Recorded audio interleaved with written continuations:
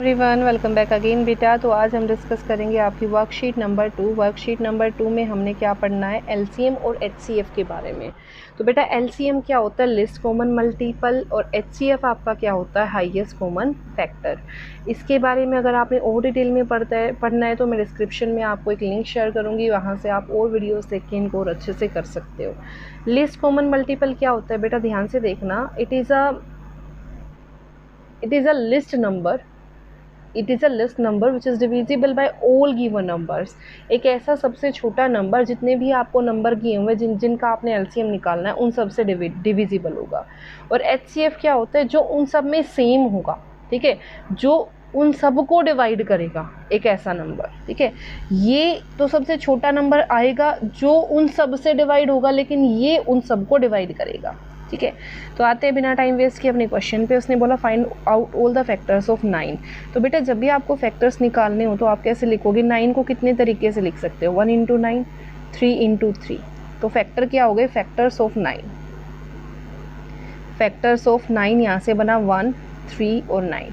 ऐसे ही आपने 13 का निकालना है, 13 को कैसे लिख सकते हो, 1 इंटू 13, बस, और तो नहीं लिख सकते। सो फैक्टर्स ऑफ 13, तो क्या बना यहाँ से 1 और 13। नेक्स्ट हमारे पास है 16। तो 16 के फैक्टर्स देखना अब आगे। तो ऐसे ही आप 16 के निकालोगे, 16 को कैसे लिख सकते हो, 1 इंटू 16, 2 इंटू 8, 4 इंटू 4। इसके अलावा तो नहीं आता। तो क्या बने 16 के फैक्टर्स, 1, 2, 4, 8 और 16। 22 के फैक्टर्स देखना अब यहाँ से, 1 इंटू 22, 2 इंटू 11। इसके अलावा किसी नंबर पे 22 जा रहे हैं, नहीं। तो क्या बना, 1, 2, 11 and 22 are the factors of this number. 50 की बात करूँ तो 1 इंटू 55, 2 इंटू 25, और 50 किससे डिवाइड होता है, 4 से डिवाइड नहीं होता, 5 से, 5, 10। इसके अलावा कहीं पे डिवाइड होता है, नो। तो यहाँ से क्या आ गया, factors of 50 are 1, 2, 5, 10, 25 and 50। Okay, तो ये थे आपके क्वेश्चन नंबर फर्स्ट। अब आते हैं सेकेंड पे। Find out all 12 multiples of. Multiple का मतलब है एक तरीके से आपको क्या लिखनी है बच्चे, टेबल। मल्टीपल का मतलब क्या है, आपको एक तरीके से लिखनी है टेबल। तो 7 की टेबल लिखनी है आपने, फटाफट से लिख दो। 7, 14, 21, 28, 35,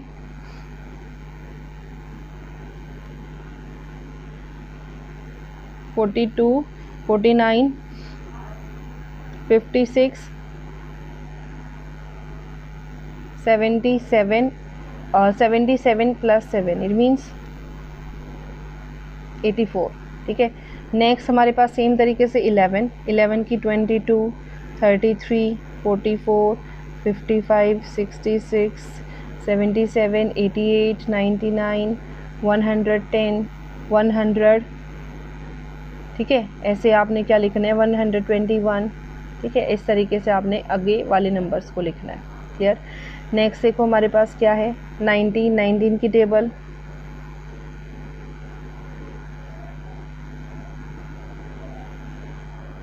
ठीक है। ऐसे आपने 19 की टेबल लिखनी है।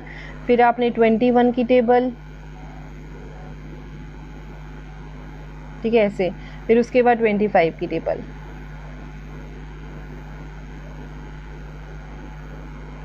ठीक है। अब आते हैं अगले क्वेश्चन पे। उसने बोला what is the list factor of list first 5 natural number. इसने बोला लिस्ट कॉमन फैक्टर, सबसे छोटा common factor first 5 natural number के बीच में क्या होगा। फर्स्ट 5 नेचुरल नंबर्स कौन से होते हैं बेटा, 1, 2, 3, 4, 5। इसने बोला लिस्ट कॉमन, सबसे कम जो कॉमन है, सबसे कम कॉमन, कॉमन तो कुछ है ही नहीं बेटा, ठीक है। LCF, इसने बोला लिस्ट कॉमन फैक्टर। तो यहाँ पे लिस्ट कॉमन फैक्टर की बजाय आप लोग यहाँ पे क्या करोगे, यहाँ पे मल्टीपल को चेंज कर, ये फैक्टर को चेंज कर लो मल्टीपल से, क्वेश्चन इजी हो जाएगा। अब यहाँ पे मल्टीपल निकालना है, LCM निकालना है फर्स्ट 5 नेचुरल नंबर का। तो देखो कैसे निकालोगे, 1, 2, 3, 4, 5। अब आपको दिख रहा है इनमें कुछ भी कॉमन नहीं है, 2, ये 3, ये 4, ये 5, 3, ये आपका 2 आ जाएगा यहाँ पे, ये 2, 1, 3, 1 और 5। यहाँ से क्या आ गया, 3, 3, 1, 1, 1 एंड 5। तो यहाँ से आ गया 5, 1, 1, 1, 1। तो LCM मेरे पास क्या आ गया, LCM आ गया यहाँ से 2 इंटू 2, 2 5 ज़ार 10, 10 इंटू 2 3 ज़ार 6, तो कितना आ गया 60. So answer will be 60. Okay.